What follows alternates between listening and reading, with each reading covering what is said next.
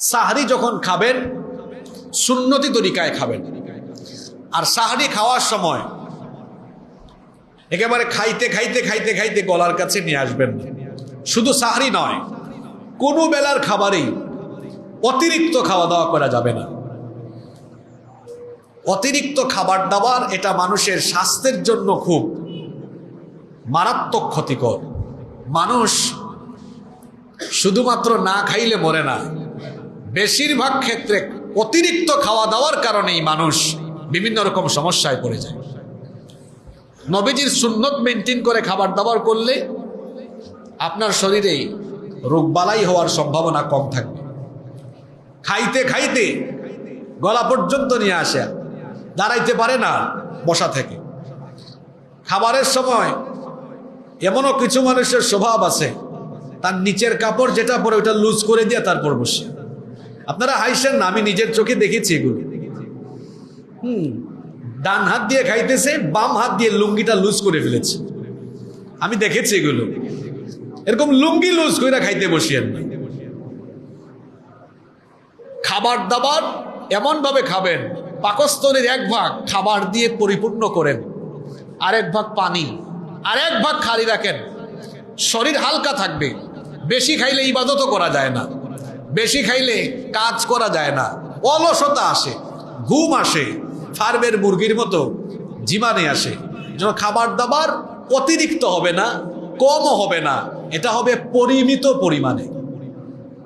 পরিমিত পরিমাণে। তো সাহারির টাইমে যে খাবারটা খাবেন পরিমিত পরিমাণে খাবেন, আর সুন্নত মেনটেন করে খাবেন। সুন্নত মেনটেন করে খাবার কথা তো বলেছি নবীজি কিভাবে খেতেন। আর সাহারির সময় মাছ, মাংস, সবজি যাই আপনারা খান অসুবিধা নাই, চেষ্টা করবেন সাহারিতে কমপক্ষে একটা খেজুর খাওয়ার জন্য। কারণ নবীজি ইফতার এবং সাহারি উভয় সময়ে খেজুর খেতেন। আপনি সাহারিতে একটা খেজুর খান, দেখবেন সারাদিন অনেক এনার্জি পাবেন। আজকের চিকিৎসা বিজ্ঞানও বলছে যে এই খেজুর হচ্ছে অনেক স্বাস্থ্যসম্মত এবং এনার্জেটিক একটা খাবার। এটার মধ্যে অনেক প্রোটিন আছে, ক্যালসিয়াম আছে, যা আপনাকে সারাদিন অনেক উজ্জীবিত রাখবে। তো খেজুর যে খাবেন, খেজুরের ওয়াজ শুনে এত লাভ নাই। খেজুরের দাম এখন যে তুঙ্গে।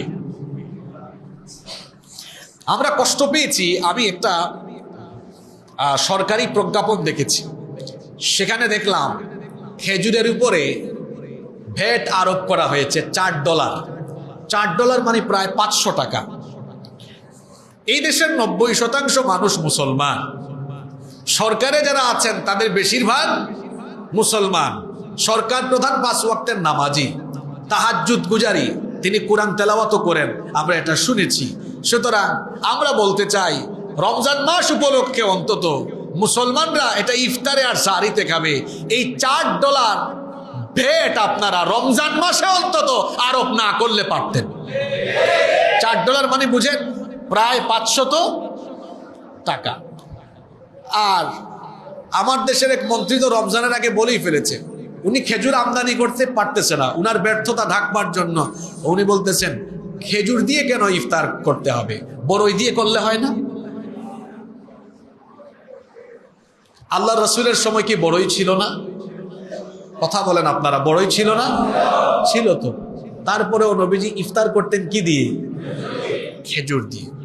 আমরা এ দেশে কেউ আওয়ামী লীগ করি, কেউ বিএনপি করি, কেউ জাতীয় পার্টি করি, কিন্তু নবীর সুন্নতকে কম বেশি সবাই আমরা ভালোবাসি। যে মন্ত্রী এই কথা বলেছেন তাকে আমরা বলবো, নবীজির এই যে ইফতারে খেজুর খাওয়া সুন্নত নিয়ে আপনি যে দৃষ্টতাপূর্ণ বক্তব্য দিয়েছেন, এর জন্য আপনাকে প্রকাশ্যে এই দেশের মুসলমানদের কাছে ক্ষমা চাইতে হবে। আপনি নিজের ব্যর্থতা ঢাকবার জন্য এই কথা বলেছেন। আপনার রিজার্ভ নাই, আপনার ডলার নাই, আপনি খেজুর আমদানি করতে পারছেন না, এটা আপনার সরকারের ব্যর্থতা। এটা ঢাকবার জন্য আপনি মুসলমানদের এই সুন্নত, এই খেজুর নিয়ে এরকম দৃষ্টতাপূর্ণ বক্তব্য দিতে আপনি পারেন না। আপনি রমজান মাসে খেজুর আনতে পারেন না, এটা আপনার ব্যর্থতা। আপনি আমদানি করতে পারছেন না, আপনার ডলার নাই, তো আপনার রিজার্ভ নাই। এক লোক দেখলাম খুব সুন্দর জবাবও দিয়েছে। আগে ভাগবাটোয়ারা পাইতো, এখন পায় না, তো এজন্য দেখলাম খুব প্রতিবাদী। তুই খেজুর খাবি আর আমরা বড়ই খাবো। শুনছেন কিনা আপনারা? আরে বাপরে বাপ, তার এই প্রতিবাদগুলো এত বছর কোথায় ছিল? তো সেটাই তো, কেউ খেজুর খাবে আর আমরা বড়ই খাবো, এমনটা কি হতে পারে?